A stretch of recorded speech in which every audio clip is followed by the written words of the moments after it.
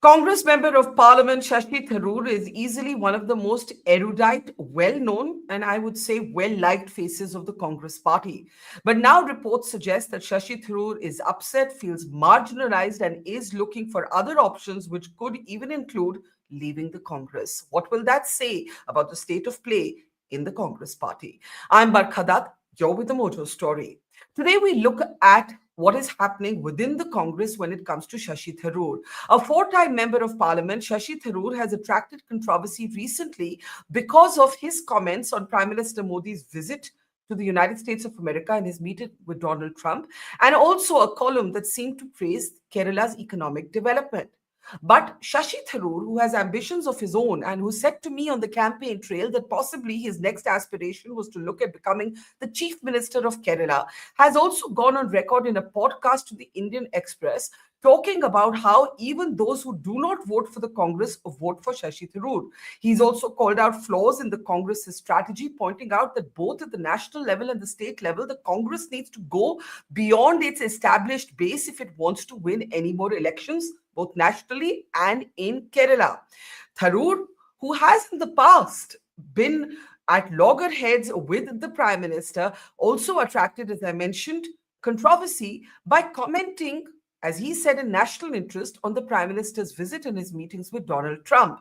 His seeming praise for the Kerala economic model under the left front government also drew criticism from some of his own party members. But what's going on now? Is Shashi Tharoor set to leave the Congress party? Shashi Tharoor is saying no more. When he was quizzed over the weekend, he would only say, go watch the India-Pakistan cricket match. But he made a point of his own with a fresh tweet today that showed Piyush Goyal, Minister of the Centre, sharing a laugh with left leaders in Kerala, making a point about how economic development must go beyond party lines, reinforcing the fact that that's all he's been doing. Has Shashi Tharoor been sidelined by his own party because he dared to run for Congress president? What's actually going on here? Let's introduce our guest today as we look at the curious case of what Shashi Tharoor might do next. Sanjay Jha is with us. Sanjay Jha is not just a former Congress spokesperson. He's been a passionate fan of Shashi Tharoor. He backed Tharoor when Tharoor ran for the post of party president. And even today, he's taken to social media to directly address Rahul Gandhi for what's going on with Shashi Tharoor. Also joining me is Abhijit Iyer, not known to be a fan, certainly, of the Congress party. I wonder, though, if he may have some praise for Tharoor. We'll find out in just a moment. Also joining us is Rahul Easwar. Rahul Easwar is a fan of the Prime Minister. He's from the state of Kerala and is also a Tharoor fan alongside being a Modi fan. And that's the kind of person or entity that Tharoor was talking about in his Express podcast when he said even those who don't like the Congress do vote for me at the state level. And also joining us is Dilip Cherian. Kerala is also his home state. He's a political analyst and brand guru. Pleasure to see all of you. Sanjay Chha, I'll start with you. Very passionate post on social media today. What's going on? Why is Shashi Tharoor so unhappy? And what does it say about the party that you otherwise defend? Uh, Frankly, Barkha, I think for a party that has been in opposition for a long time at the center, has been struggling at the states, people have been talking about an existential crisis, which I think is a very, very genuine predicament for the grand old party. For that party to lose or have a disillusioned or a disenchanted asset is, frankly speaking, committing political suicide. Political parties are not an abstraction. They are not like a bricks and mortar structure. Political parties are made of people. And when you, Barkha, look at Shashi, I mean, he's a simply brilliant orator, and more important than oratory skills. I mean, here is a man who understands India's history well, has a view on foreign policy, and can articulate an opinion on subjects that many people can't even contemplate thinking about. Now, for the Congress party, beleaguered, bruised, and battered, Dr. Tharoor has to be treated with, I would say, kid gloves. In fact, I would find ways and means to put him in the forefront. And I can tell you that the trigger for this entire thing is not just these comments made by Dr. Tharoor, where he's always been a little above the typical, partisan politician who's so parochial that they will not praise even one thing of the other side. So he has been accused in the past by the Congress party of being a little generous to the opponents at times when the party feels they should be more at loggerheads. But forget the politics of that. The truth is that Shashi has been feeling marginalized for a long time. And I have personally asked him this question in the times that we have met, that if Mhm. I were you, I would never be able to suffer the kind of marginalization that you're facing in the Congress. To give you one example, and I'm being very honest with you, Barkha, he should Yeah. have been the voice of the Congress party in the Lok Sabha instead of Adhir Ranjan Chaudhary. I mean, I did not understand that very obtuse and outrageous choice. And I say so despite knowing that Adhir has fought and won many elections in tough contests in West Bengal and is what a lot of people call as the, Zameen se jude hue Rajneta. That apart, when you come to parliament, I mean, don't forget that he's won 4 Lok Sabha elections, Sashi has. And they have Mhm. not been easy wins. And like it or not, I mean, the kind of intellectual and political heft that he brings to the table, I would have treated him as signature or a marquee, brand for the Congress party. Therefore, I was very amused when I heard that the Congress party is upset, and obviously the Kerala Congress is going after him because there are certain leaders, I'm not going to name them, who see him Mhm. as a potential threat. Because should Kerala go back to the Congress in next year's elections, which I'm still believing that the Congress is being very presumptuous about. They made the mistake in Haryana, they made the mistake in Punjab. You can't be believing that that Kerala is a swing state. It defied those odds in the last assembly election. But politics is about power, and a lot of people believe that Sashi could be a threat to them for the chief ministerial position. And I think Yeah. what is worrying Sashi, and rightfully so, is in the conversations within the Congress, they are not even putting up his name as a potential candidate for a chief minister. Now, what happens, we don't know. But the fact remains that Sashi is being kept away from the national mainstream, whatever role the Congress has now as an opposition party, and even in the potential sweepstakes that might come up next year. One last point, I was very disappointed that the Congress did not field Sashi to argue on the debate on the Indian Constitution. I mean, these things to me are absolutely outrageous, and somebody from the Congress needs to speak up, which is why I tweeted to Rahul, because I believe ultimately he will have to take the call. Very briefly, before I open this up, the Kerala Congress is going after Shashi Tharoor for two reasons. One, in a recent column, Tharoor praised Kerala's economic progress, which some people in the Kerala Congress saw as praise for their main opponent, the LDF government. And two, that when asked about Modi's meeting with Trump, he said, and let's remember also that he's the chair of the parliamentary panel on foreign affairs, but he said, speaking as an Indian, that the meeting seemed to have gone well. And for these two things, he is being roasted. Sanjay, need to unmute Sanjay.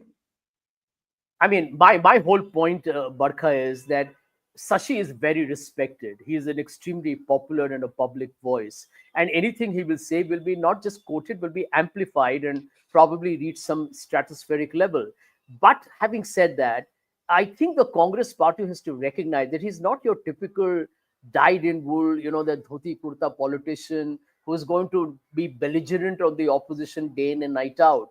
He'll have a more nuanced opinion. Like, for example, on Mr. Modi's visit to the United States, there are many things that I think one can criticize him for, and his supporters will find some cherry picking to speak in his favor.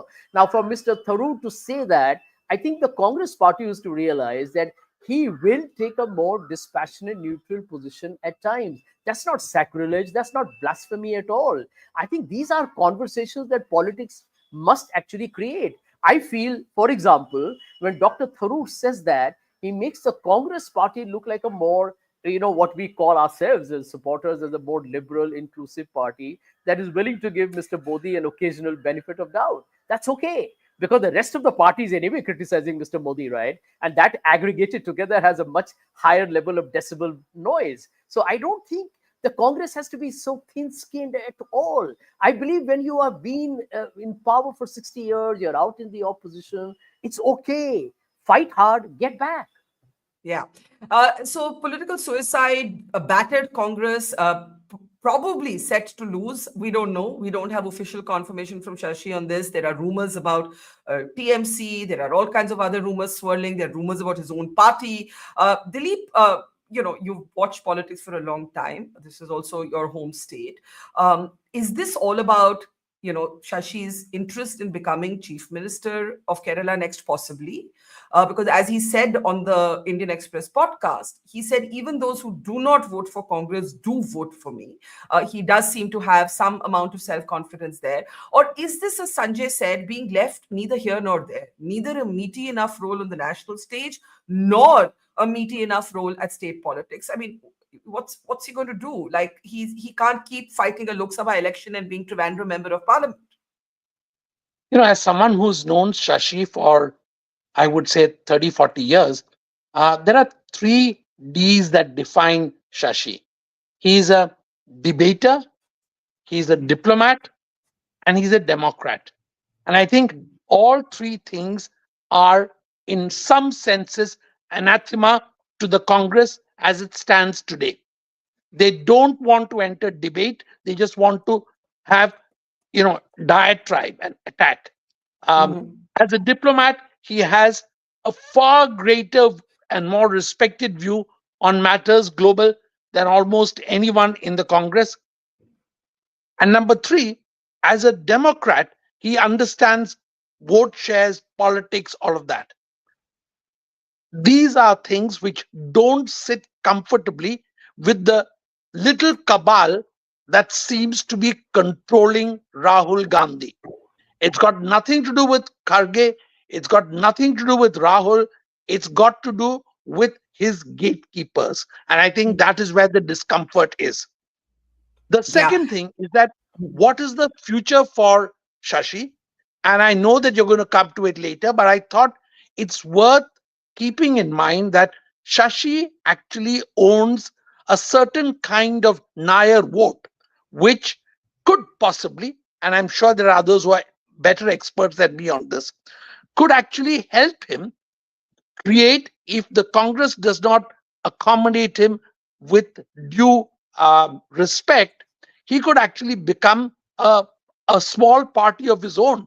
Because whatever the results in the next election, I think the chances of a 3 or 4 seat party in terms of larger control of the state's narrative is going to be very useful.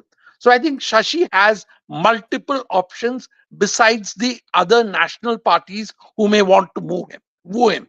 So I think we need to watch this carefully. And this is a space where Shashi, because of his democratic instincts, will need to do his mathematics, which is not exactly his strong suit, correctly. Now, before I come to Rahul and Abhijit, when I was on the campaign trail with him in the Lok Sabha election, I did ask him directly, do you want to be Chief Minister of Kerala? What is next for you? I mean, how many times are you going to go through this Lok Sabha election sort of battle? And this is what he had to say. Take a look. But is your long-term plan, your long-term ambition to be the Chief Minister of Kerala one day? I have not ruled anything out. Okay. Not because I ever thought of it. I came into politics with a purely national, international vision. But given the large numbers of very influential figures in Kerala who are insisting I start considering that, I have said, don't tell me now, let me wait till after the Lok Sabha election. I will see what the future holds for me then, and then we can decide That's whether almost a yes. I didn't say it's a yes, I didn't say it's, but it's not a no. It's not a no. Rahul, what's going on here? Is this about Kerala Assembly elections? Is this about Shashi saying, okay, how many times am I going to be member of parliament from Tiruvananthapuram? This is about Barkha asking the right question. Thank you. Rahul, what's the mood in Kerala on this story? Barkhaji, 2 submissions. First of all, Shashi Tharoor is something like a Don Bradman or a Sachin Tendulkar in your team. And when the captain decides not to play them and keep them in the bench, that's a loss for the Congress.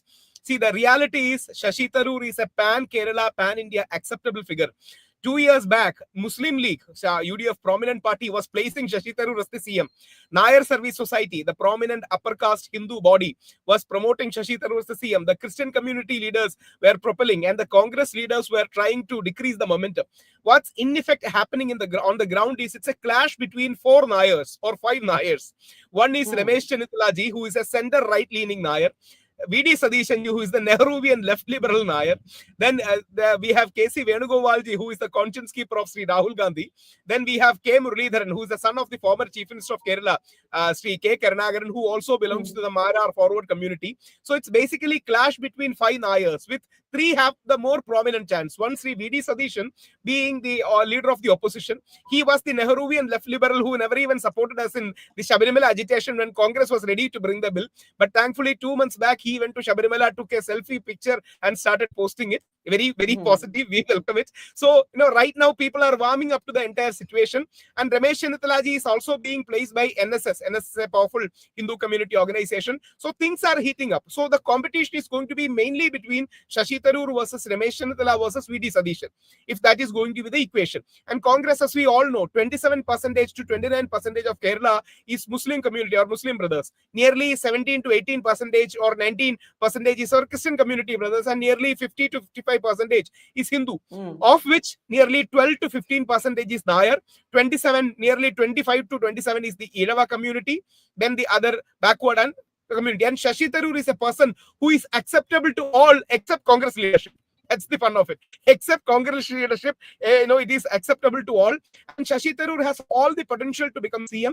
But one thing, I'm a huge fan of Shashi Tharoor. I take offense in Barkha ji introducing Sanjay Jaji as the passionate fan of Shashi Tharoor. I'm much more of a passionate fan of Shashi Tharoor. Oh my God. Can we come out of these pictures for a second? Because I want to say to you, I introduced you as that exact person whom Shashi Tharoor referred to, who does not vote for Congress, but is a Shashi Tharoor fan. And this is the space, a huge number of especially Hindu Christian community members who are swinging. Right now, BJP is eyeing for that Nair Nasrani vote, or to be more precise, the forward community Hindu vote and the forward community Christian vote. We are the more of the swing votes. And BJP has the real problem if Shashi Tharoor becomes CM, because the entire social capital they have built up will go back to Congress. So that's the real thing on ground. So BJP will be really afraid if Shashi Tharoor goes, becomes the CM, because the entire capital they have built over, especially the past 10 years, the educated middle class, the forward community Hindu. So the BJP would be happy if he stays in Congress and doesn't become CM, right? As many friends in BJP will be happy if CPM wins. Because the only space BJP will have is if Congress loses, and BJP is going to replace Congress in the long run. Because, the CPM vote is mainly the Hindu backward Irava community vote, the disgruntled Muslim votes who don't vote for Muslim League. So it's a very complex calculation that we are seeing. Hopefully, Shashi Tharoor can create a rainbow kind of a coalition. But Shashi Tharoor sir, one thing is, Shashi Tharoor sir need to connect to ground more, especially Congress workers more. Right now, Kozhikode MP Sri Raghavan is the person who is supporting him big time. So he needs to connect, because he is always the high-flying, flamboyant person. He needs to bring more, rootedness in his campaign, whereas people like Ramesh Chennittalaji or VD Sadishan have more connection to Congress roots. Okay, you've given us a very granular picture that I think a lot of us sitting here in Delhi were not fully conversant with. Before I come to Abhijit, I want to read just a few comments. I don't know the politics of these people, who they otherwise vote for. Binu Philip, from the name, I think is from Kerala. The real issue, I think, is a sense of unease at the pan-Kerala, pan-India acceptability of Dr. Tharoor. He connects with people far and wide. The others have been warming chairs and see him as a threat. Saurabh Vishis says KC Venugopal will never let Tharoor become the Kerala CM. Tharoor should do a Kevin Rudd and lead some think tank. No regional party can accommodate Tharoor's ambitions. Prasad Duvuri says, Barkha, if the Congress loses Shashi, yes, they will lose him and not the other way. This loss cannot be the same as Sibbal or Ghulam Nabi. This is the loss for the Congress. Hope he stays. Abhijit, I mean, it's very interesting, Rahul's portrait. Rahul seems to suggest that the BJP would prefer that the Vijayan government continues rather than Tharoor comes into play. Tharoor is also a peculiar kind of entity. When Amrinder Singh was in the Congress still, I used to say there are only 2 Congress leaders whom I find BJP urban voters at least seem to connect with. One was Captain Amrinder Singh and the other was Tharoor. Tharoor has often been at the receiving end of sharp criticism from the BJP, in particular when his wife was alive over the whole IPL sort of fracas. But since then, he seems to have decided to transcend playing his politics at a BJP versus Congress level. He has met with the Prime Minister to present a copy of his book. He is fiercely sort of aggressive when he speaks outside India about the Indian position, for example, on British reparations for colonialism. And we're seeing some of those images. And he has also praised Kerala's economic model recently. Now, the Kerala Congress will look at this and say he's flirting with the other side. What would you say? So, this is a classic case of nihilism versus the diplomat. I'm afraid Congress is going down a deeply nihilistic path where, when the country calls, Congress, BJP, Akali Dal, whatever, does not matter. Yeah. When India calls, you stand up for India. Investment in Kerala benefits everybody. You stand up for it. If your Prime Minister has done a good job in DC, you appreciate him for it. Now, this is something that comes very naturally to Shashi Tharoor because he's a trained diplomat. What does a trained diplomat do? You are told to keep your cool in extremely stressful circumstances, no matter what kind of abuse or, opposition you face. You remain calm. You keep talking in calm tones, in a calm voice. And in doing that, you expand your own positives. If you extrapolate this to politics, this is what he's talking about.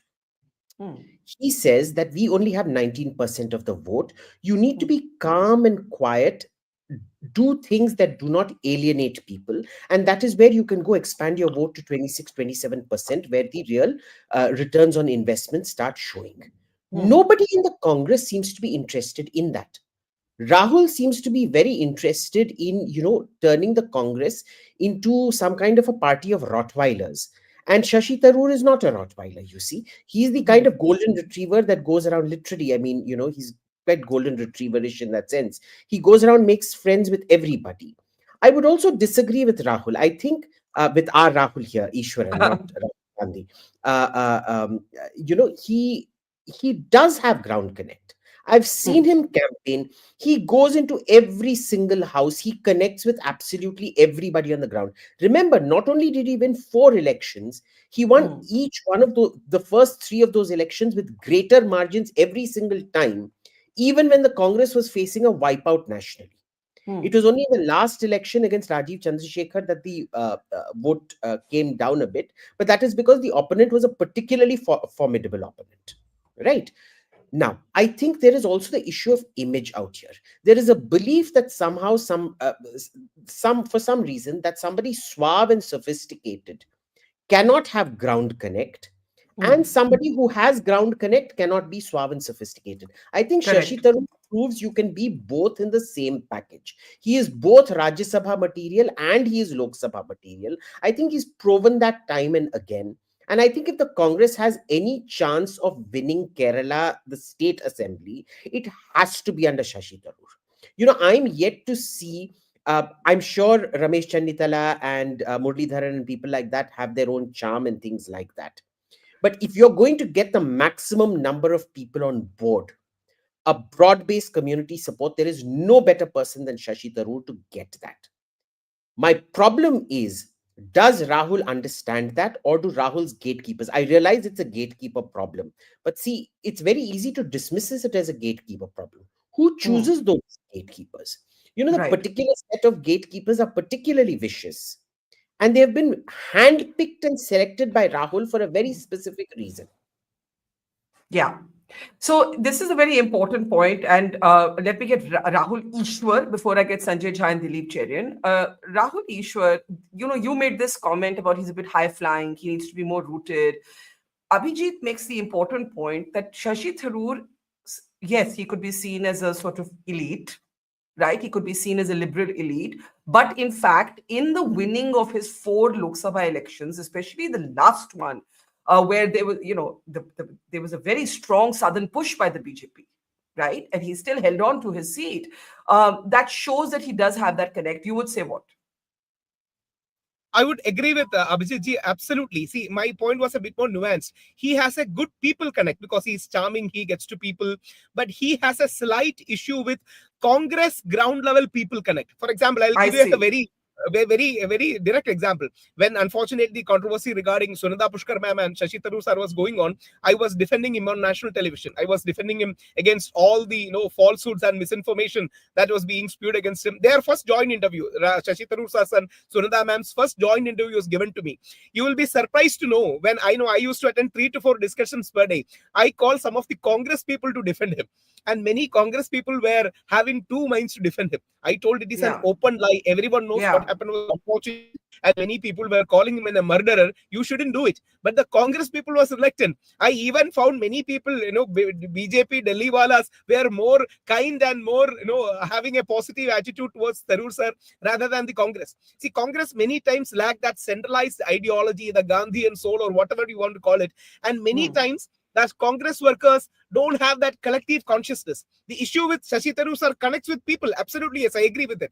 But downward, the Congress people or the Congress workers on the ground, they are more factionalism. There is group I, there is group A, there is various community groups, even though they don't tell that name. There are various leader caucuses, circling around so many people. The same point was raised by Sri K. Muralidharan, who said people may be voting for us, but those who get the people to vote are the Congress workers. So Tharoor sir needs to build a network of Congress workers who will cheer for him in a big way. That needs to be, a pressure inside the Congress supporting him. People will obviously support Tharoor sir, because it will be pride for me to say that I'm coming from Kerala, where we have a Chief Minister, Shashi Tharoor is there. I'm absolutely sure beyond BJP, Congress or CPM, people will feel that way. At the same point of time, that Congress gatekeepers or whatever you want to call it, inside Congress, you need to have more people rooting for Tharoor. Sorry, I muted myself by mistake. I think this point about gatekeepers is an interesting one, because Dilip mentioned it. Rahul, Easwar mentioned it. But, Dilip, you said it's not to do with Rahul Gandhi. But this marginalization of Shashi Tharoor goes back to the immediate aftermath of him running for Congress president. And it will create the impression in the minds of the larger public that Tharoor is being punished, penalized for daring to run for the post of Congress president, which was not endorsed by the Gandhis. So effectively, he took on that sort of Gandhian hegemony, that unspoken hegemony, or even spoken hegemony, and that's what he's being punished for. Are we being disingenuous by talking about gatekeepers? The Gandhis could stop this. The Gandhis could stop this. I don't think we are. No, I don't think we are. I agree that it's worth analyzing it in that framework. But the problem is that Rahul is dependent on his gatekeepers to tell him that Shashi is not popular with his own ground troops in Kerala. That is wrong. The problem is that Rahul is overcompensating that Shashi is the kind of person who has access to him and who can speak with him as a colleague. And I think that while the family may oppose that, I think Rahul is bigger than that from what I have seen. There may be other opinions on this, of course, but I do know that Rahul is susceptible to the kind of data sheet that his core team will give him, saying that Shashi tends to make Congress workers bristle.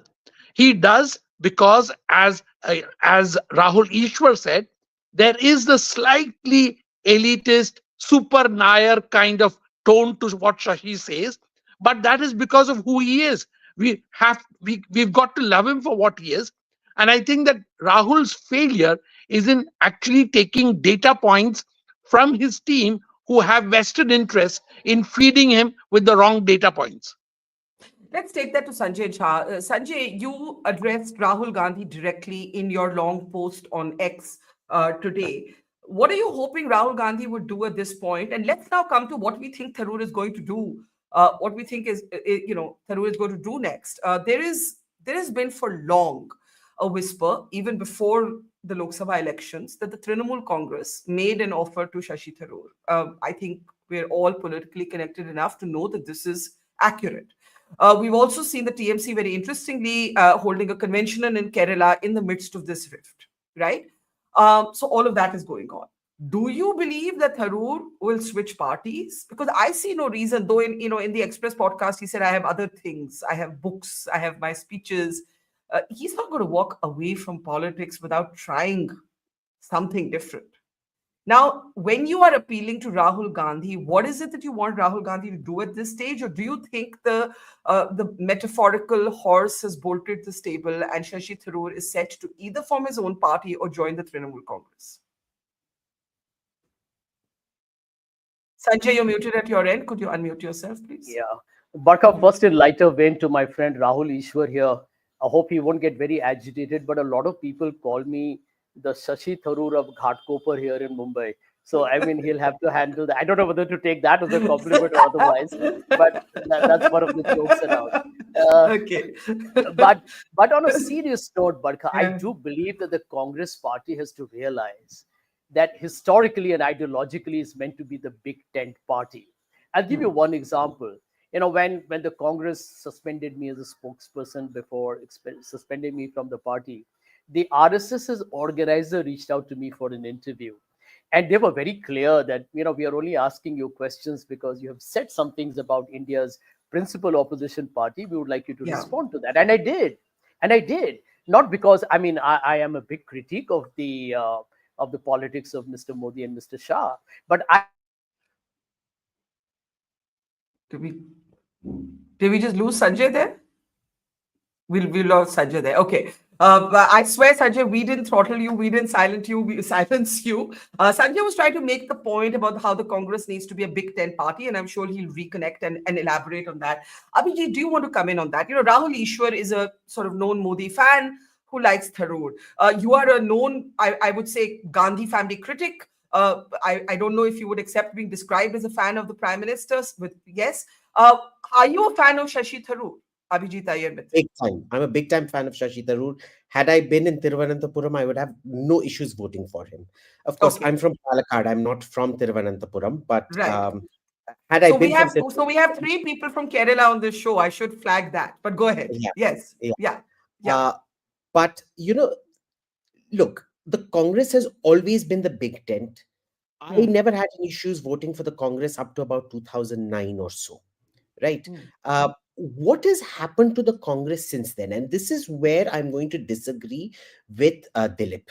I know many mutual friends who have left the Congress who had that same equation with Rahul, that they could go up to him and tell him ABC, matter of factly, criticize him or criticize something within the party. All of them got cold shouldered. All of them got, I won't say blacklisted, but completely stonewalled. Yeah. Some of them, he went on asking them, tell me, tell me, tell me. And finally, when they told him, he wouldn't pick up their calls anymore. I think the crux of the problem is actually very much Rahul Gandhi. It is coming direct from the top. The gatekeepers are simply reflecting what the master wants. They are not running some parallel government. The same thing used to happen with Jayalalitha and Shashikala. Do you remember that? Oh, it's not Jayalalitha who's bad, it's Shashikala who's bad. This goes back always to all your, Hansel and Gretel and all those fairy tales. The king can never be bad. It's always the people around him who are bad. It's not Yeah. Modi who wants all these taxes and socialist policies. It's all the evil people around Modi who want all these taxes and socialist policies. You see, this is not the way life works. We have tangible examples. Jyotiraditya Scindia, Milind Deora, people who were very, very close to Rahul Gandhi, who got cut out for this. This is very much Rahul Gandhi talking. And I'll tell you why. This is classic resource competition. This is a 170, 180, maybe up to 200 party, which is now tottering in double digits. 99 is still a double digit party. In that party, there is only room for one person to shine. And that has to be Rahul Gandhi. It doesn't matter how many makeovers and do-overs you do with him. He's in perpetual need of a queer eye for the straight guy, or whatever makeover show you want for the gentleman. He never seems to learn. And this is why, even the people chosen in the Lok Sabha and the Rajya Sabha to speak are uninspiring people who simply can't carry forward the great parliamentary tradition. I agree with a lot of what you've said, but there's an interesting question from our audience, Prasad. If Amit Shah can meet Parvesh Verma to manage him in Delhi, nothing wrong with Rahul to do the same with Shashi. Now, this is an interesting point. The BJP seems to get away by not necessarily promoting their strongest, most charismatic asset, right? We are criticizing the Congress right now for not doing that with Tharoor. But actually, if I think about the BJP in Madhya Pradesh, in Chhattisgarh, in Rajasthan, and now in Delhi, the BJP does get away with not always promoting its most charismatic, successful asset. What is the difference, Abhijit? And then Rahul also. Yeah. There's a very big difference. In the BJP, especially in the BJP, the power comes if you were in the RSS. And if you came from the RSS, it's never about showing yourself. It is all about subsuming yourself to the greater common good. The most powerful people from the RSS always remain faceless, nameless, etc., etc. With Pravesh Verma, I'm not going to say this on a public platform, but there were huge issues with his candidature. He is known as a certain type within the BJP. I'm not going to elaborate on that. Please don't ask me to elaborate on that. Off camera, off camera, off camera. Off camera. Yes. There were certain videos that were released that were associated with him and things like that. So, he brought a whole load of baggage out there. Now, you take the BJP, which is values self-effacing, which values you being in the shadow. That is the BJP RSS culture out there. The Congress is something which has always been a big tent of big leaders, larger than life, big characters, great fun to hang out with. The BJP leaders are not types who you'll go for a single malt and kebabs with, right? They are more like the khichdi and aam panna types. The Congress ones are the single malt. Poor BJP. Why is the BJP being True. denied single malt? I'm saying stereotypes here, but come along. It is right. Yeah.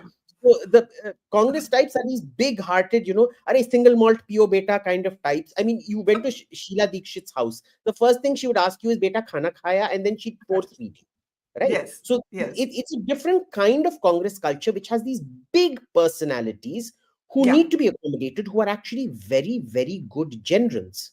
They bring in that synergy. Each one of them is a 5, but when, say, 5 plus 5 come together in these Congress big leaders cases, it becomes a 25 or a 30, right? And the Congress needs to understand it is a very different beast from the BJP. What works for the BJP does not work for the Congress and vice versa. Yeah. So Sanjay, sorry, Rahul Easwar, and we lost Sanjay, but we'll come back to him. Rahul Easwar, go ahead. No, just one thing to add. Congress is doing the same mistake with Shashi Tharoor ji, what they did with Pranab Kumar Mukherjee. Pranab Kumar Mukherjee was a person who was acceptable across the aisle. Modi ji really knew it. Modi ji always warmed up to him. Pranab Kumar Mukherjee would have been a great prime minister, and even a person like Manishankar Iyer ji admitted, very recently that he could have been given rein because he was a firefighter. He was a person who was politically more savvy. So Shashi Tharoor is a politically savvy person. It's Congress loss if they are not going to use him because of the internal squabbles. Everyone around Congress knows this.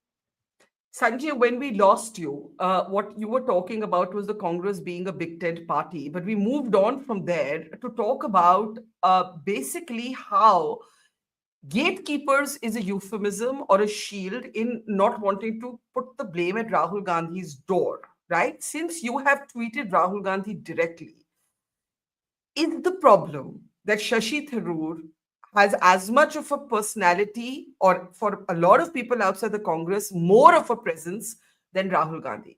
Is that the problem? Is that the problem? Well, Barkha, let me be very honest.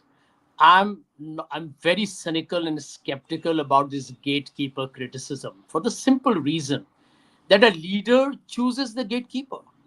And a leader is not oblivious of the political reality that a gatekeeper can mislead you. Now, I have, since I've worked with, both in my corporate and political side at different levels, it is very understandable for a political leader or a CEO to surround himself with the people he or she trusts. Nothing wrong with that, right? Because everyone has confidants in the people that you rely on, or the people that you believe can actually give you the advice that will be constructive and helpful for you. The problem is that when you listen only to the gatekeepers and you do not directly engage with people or with other organizational heads to get your own feedback, that's the problem. And I always feel that when you hear stories about many leaders not getting an appointment, for example, to meet Rahul, for instance. I remember meeting Mr. Kapil Sibal at a time when we were all in the Congress, by the way. I remember Kapil and I were in Nagpur for an event, and I was telling him that we could do better, and he was like, I haven't met Rahul for the last 2 years, and I was shocked. And I was like, aren't you fighting out the National Herald case for and actually it's not just the Congress, it's also the Gandhi family. And why wouldn't you be met, of all people? Because you've been around in Delhi, I can say I'm living in Mumbai, blah, blah, blah. I said, you're in Delhi, you're a hotshot legal luminary, whatnot. And he was like, but hey, that's the truth. And I, for the life of me, could not fathom. And I said it to Shashi. I've said it to Shashi, I'm telling you upfront. I said, Shashi, how can somebody like you, with the kind of knowledge, intellect, the entire wherewithal that you bring to the table, how are you able to suffer this neglect, pretty apparent neglect by the Congress leadership with such humility? I would struggle to do that, to be very frank, which is why, Barkha, if you notice, I was the first guy who raised the red flag and said, listen, guys, we got a problem, because Okay, nobody so else was willing to speak up. Yeah. I think you've been very straightforward. Gatekeepers is just sorry to say a BS argument. I mean, Yeah. what does it mean? It's playing out in public domain. You're the boss. You can stop it. Yeah. It's just You should know. ridiculous. Yeah. You should know. Kya, it's happening in front of you. You cannot make Yeah. this about KC Venugopal. Yeah. Last comments. What do we think he's going to do next? Right? Is he joining the TFC? Is he forming his own party? Is he going to sit in the Congress and let this drag out? Any educated guesses? I'll start with you, Rahul, Easwar, then Abhijit and Sanjay. Rahul, what do you think he's going to do? Whether I he can't will hear. leave the party because I doubt Yeah. whether he will leave the party, because the best possibility is Congress itself. After 2 terms of LDF, even many communist and left-leaning people says that we want some kind of a change. But if they can accommodate Shashi Tharoor sir in a big way, Muslim League and Kerala Congress stand is going to be the crucial one, rather than the Congress. What Muslim League and the Kerala Congress is going to do, because they have always been the champions of whatever the core decision makers, they have also been a part. So apart from these 5 Nair leaders, who is going to lead is going to be a collective call. Maybe discussions like this will go a long way, and we will see the situation evolving in the next 6 months. So you don't expect anything immediate, Rahul? I don't expect him to go out. I don't expect him to go out. Absolutely. Interesting. Abhijit, is that your sense? Because I mean, I don't know. The point is, Shashi Tharoor joining the Trinamool Congress. The Trinamool Congress has no presence in Kerala. The Trinamool Congress tried this in Goa. And Shashi Tharoor has nothing to do in Bengal. So whatever Shashi Tharoor does next either has to be national or Kerala. Agreed. I don't think it's going to be the TMC, except we need to remember that, Mamta Di has this great love of turning people from all over the country into TMC Rajya Sabha MPs. But I think it will be quite sad to see Shashi Tharoor go the Rajya Sabha route. Yeah, Because why would he want to? Why would he want it? Because the moment you get into Rajya Sabha, the tag becomes, this is a guy who can't win elections, and this is a man who's consummately able to win elections quite clearly, right? Personally, I'd love it if he joined the BJP. I know he's not going to join the BJP. I think he's just gonna. I agree with Rahul. I think he's gonna stick it out in the Congress. He's just gonna accept his political marginalization and become much more active in terms of academia and the literary world. And he's beloved in that. He's celebrated in that. Why would you not go to people who cherish you and celebrate you, instead of people that view you with suspicion and ye idhar ki baat udhar karna kind of gossip mongering about them all the time? Yeah. So Sanjay, do you agree with Rahul and Abhijit that you don't see Shashi making an immediate switch? Sanjay, are you there? Sanjay's having network problems today. Well, I think the question hangs in the air. I don't think Sanjay can hear us. Both Abhijit and Rahul seem to think that despite the fact that Shashi Tharoor is publicly now unhappy, and he's made no secrets about it, the lack of options, the lack of good options politically, options that he can justify, and that's why I think the BJP won't be one of them, because he's had a consistent set of statements on how he thinks about the BJP's politics. But odder things have happened in politics. Never say never. But at the moment, we're thinking not an immediate change. This is going to drag out for a while, and we'll wait and see what happens next. Thank you so much, Rahul, Abhijit, Sanjay, and earlier to Dilip, Cherian. Thank you, and to our audience, thank you, and see you soon. It's great to see you here. Thank you for watching our work. If you haven't subscribed yet, don't forget to click the bell icon and subscribe to Mojo Story and support independent, robust journalism.